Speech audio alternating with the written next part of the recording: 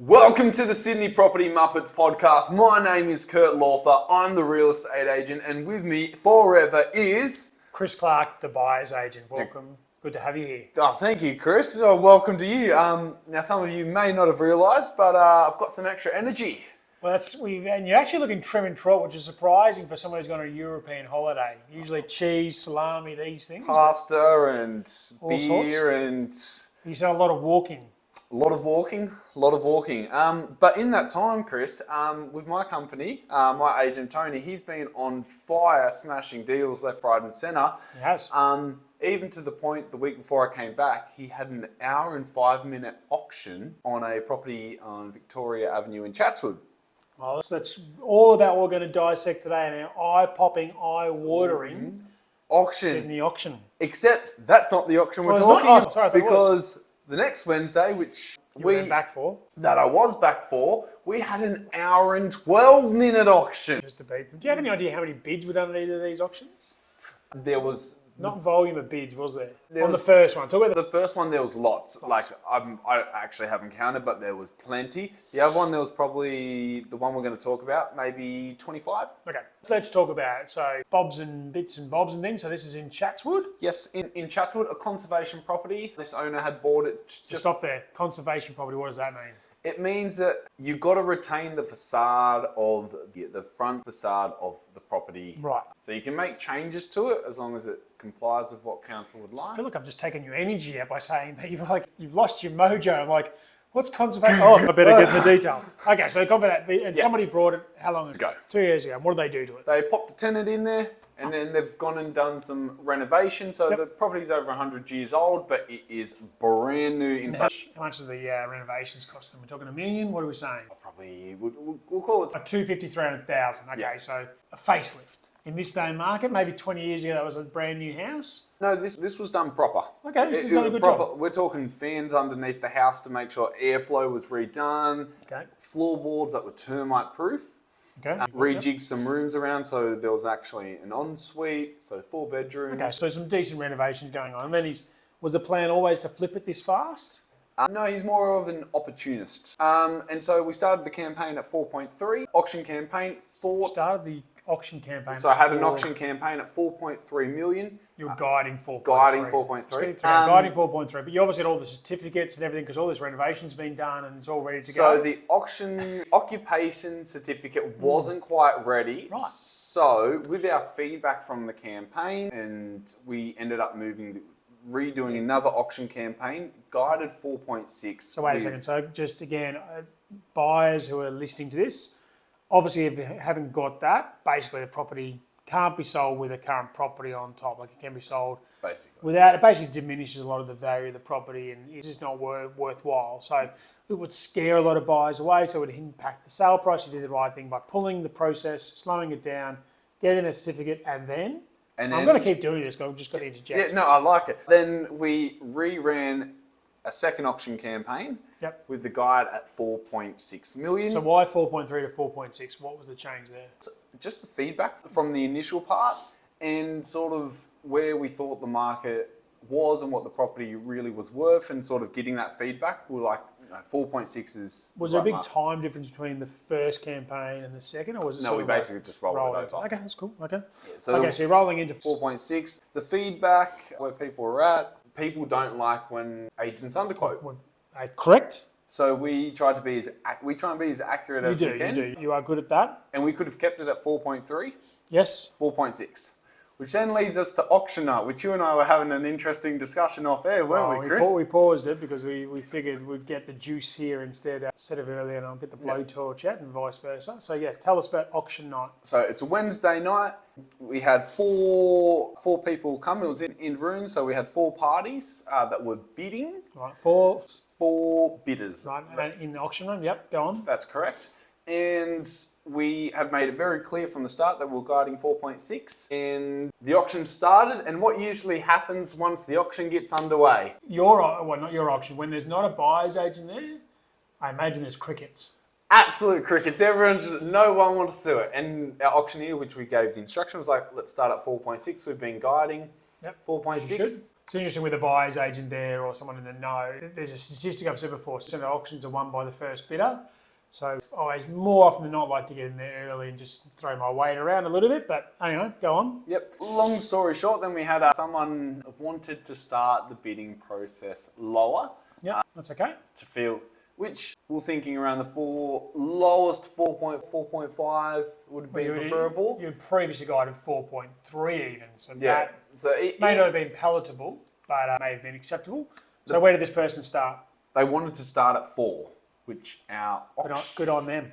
our auctioneer rejected. Yeah, of to course they're start going with. to, but at the same time, But unfortunately, because not everyone was chirping crickets, and after speaking with the vendor, we decided just to get the auction campaign underway with the first bid at 4 million. you did in the end. We ended up taking it. Okay. But So it took a bit of 4. Okay, so first, but there's been some time. He's put out the 4, basically been told not acceptable, and then you've come back after 5 minutes, 10 minutes.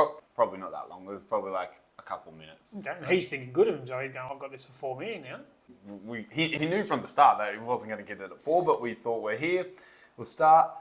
What it does mean is the agents, including ourselves, need to be on our game to, for example, minimum bids of $50,000. From that point, okay, did that happen? Yes, that did happen for a bit. Now, this is where we were having the discussion is sometimes the real estate part of me also gets taken out of it, and I'm also like, we're guiding 4.6, start around that. Yep, yeah, that makes sense. Whereas I look at it going, every buyer, you said every buyer sort of indicated or during the process 4.6 seems to be palatable, acceptable. But like most agents, not all agents, we don't all have to be truthful and honest, and buyers want a good price.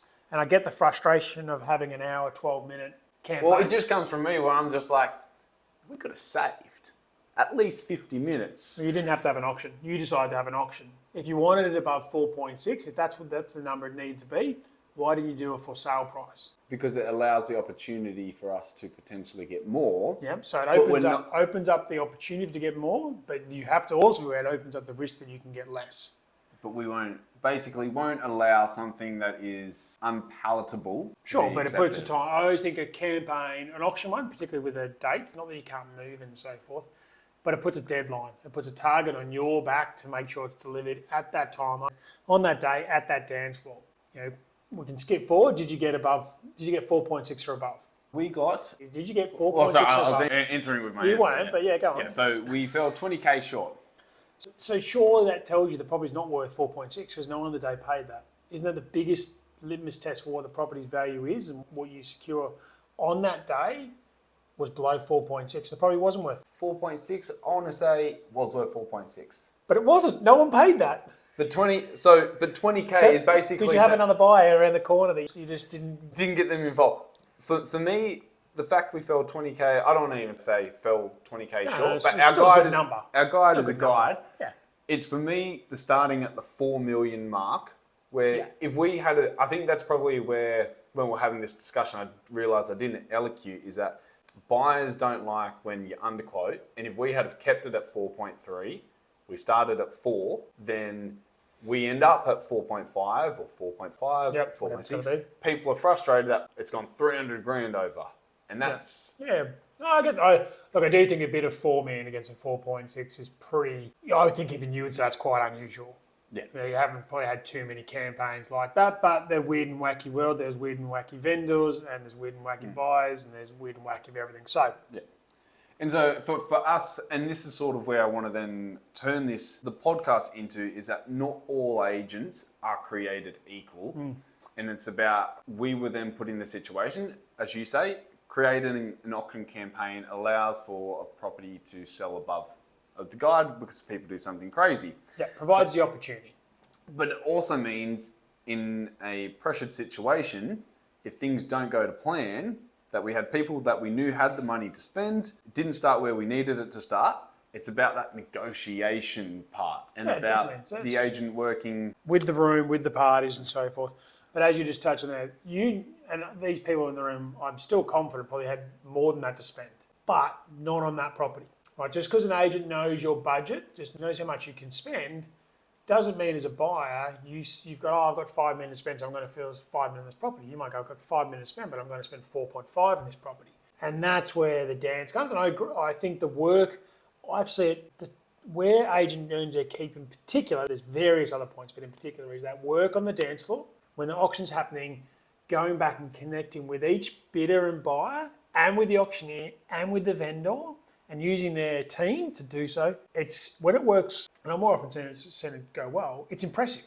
It's really impressive. It's not even also the agents, it's also making sure you've got a great auctioneer. To keep things flowing. Yep. And even at one stage where we had a couple of our agents, our two main agents, with our vendor, the auctioneer had actually gone inside, and then obviously I'm there, I had another agent, but us still trying to work, even trying to keep the room light-hearted, just even throwing out some jokes sometimes just to be able to keep, it's all a bit of a dance. Of course it is. I don't know. The last thing you want in an auction, I think, is, and I've been to auction loads before where, and you're talking 4, so probably unlike in this scenario, and not many bystanders, but I've seen before where halfway through the auction, people are literally walking away.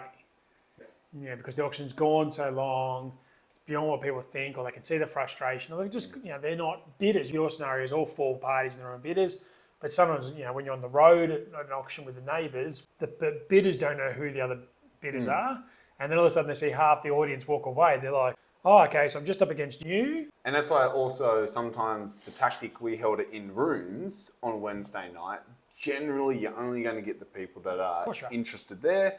More often than not. Because in that case, if we had been out the front of the house, people probably would have started walking away. Yes. Also, auctioneers have multiple auctions back to back.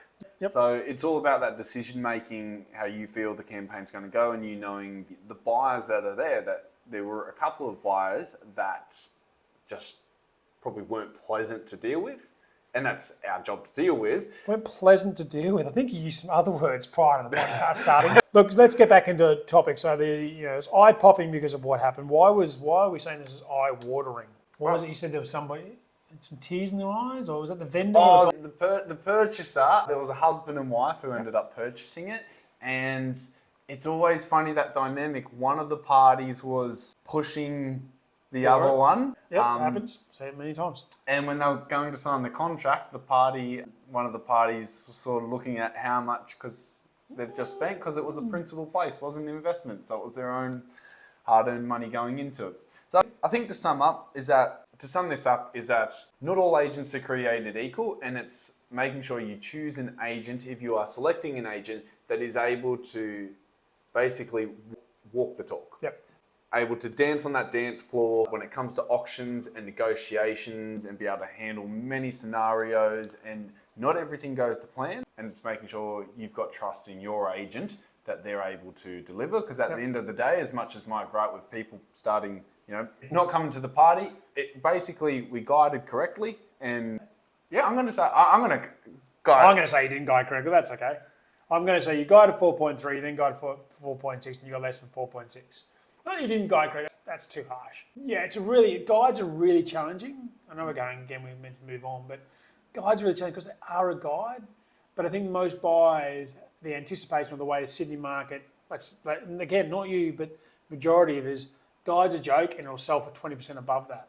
So this unusual circumstance that doesn't sell above a guide is uncharacteristic. But as you said, I know you and Tony and all the guys at Shed typically are like 5%, not the 20% fat that a lot of other agents provide. So let's move on, because I know we can go through it all. I've got a change for the 3 quick Qs I haven't told you about. So we get 3 quick Qs. We get to ask 3 questions unprompted, a couple on the topic itself, and then one a bit more personal. I thought in the recent time, what worked well is when one of us is sort of conducted through. So I'm going to rapid fire my 3 quick Qs. Ooh. And then I'm going to get you to rapid fire your 3 back to me. Hit it. All right. Do you prefer auctions or for sale campaigns? Auctions. Then let me finish. Do you see yourself ever, the potential, one day, auctioneering a property yourself? No. Okay.